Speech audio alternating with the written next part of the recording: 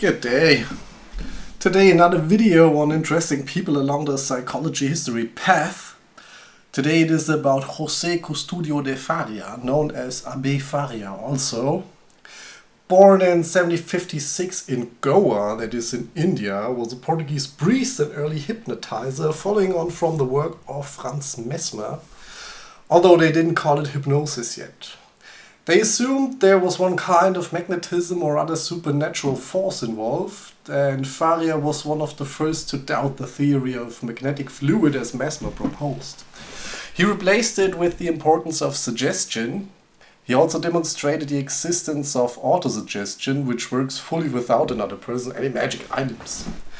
As said, the term hypnotism was not yet coined, and Faria thought it would be a good idea to call his concept lucid sleep. Nothing comes from the magnetizer, everything comes from the subject and takes place in his imagination, generated from within the mind. Magnetism is only a form of sleep, is what Wikipedia said. Maybe in his sense. For what is known, he had a very interesting life and visited different places. Goa, where he was born, there's nice music over there. Lisbon, Paris might be the most important ones. On his return to Lisbon in the late 18th century, after he was invited to hold a sermon for the Pope, the Queen was informed of the Pope's honor. She invited the young priest Faria to preach to her in her chapel. Faria, going up that pulpit, seeing the majestic assembly, was left mute. That moment his father, sitting below the pulpit, whispered to him in their language something like, "They are all vegetables, cut the vegetables." Following this, Faria lost his fear and was able to preach. From then on, he often wondered how a mere phrase from his father could alter his state of mind so radically as to wipe off his stage fright in a second. This very question would have far-reaching consequences in his life. In the late 1780s, he went to France, taking part in the revolution, and in 1797 he was arrested for unknown reasons. I guess it was revolution back then. He used the time behind bars to practice autosuggestion.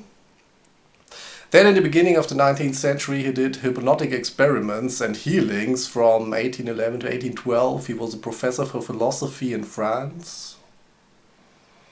Part of his experiments were to challenge the theories of his colleagues, as he didn't believe them and called BS. For example, some of them magnetized trees to give them magical energy. Afterwards they told their subjects to sit below the tree, then they did some mumbo-jumbo and the subjects fell into trance. Or some did also not fall at all into trance. Making Faria think, what is it with those trees and magnetism? Faria reproduced those experiments. He used trees that had been magnetized beforehand and trees that had not been magnetized. He then told the subjects that the tree they were sitting under was either magnetized or not. On some occasions this was true, on some he lied. The result was that people could go into trance no matter if the trees were magnetized beforehand and no matter whether the people knew about it.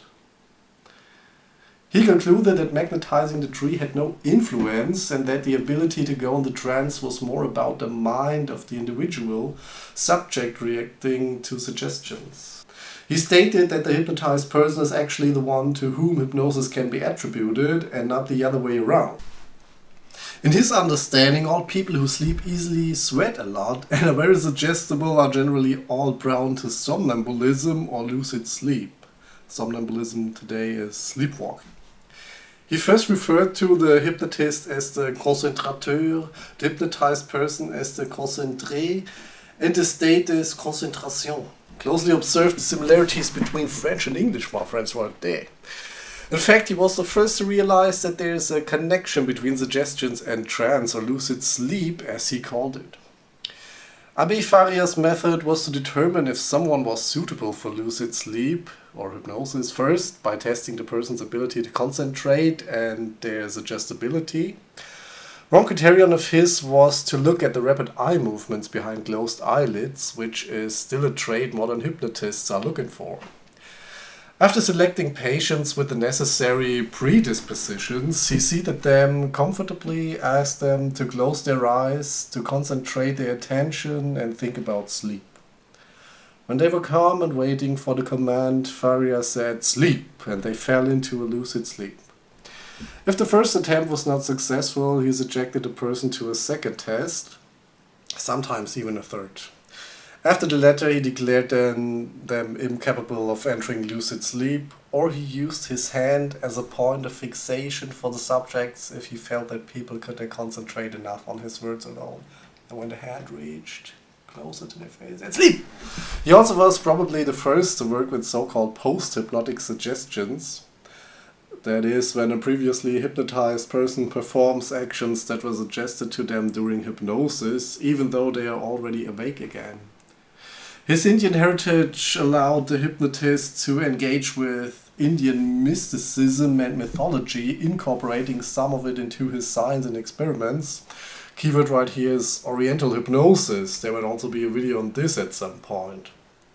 That's it for today and this interesting person. Hope you enjoyed it as much as I did, and see you next time.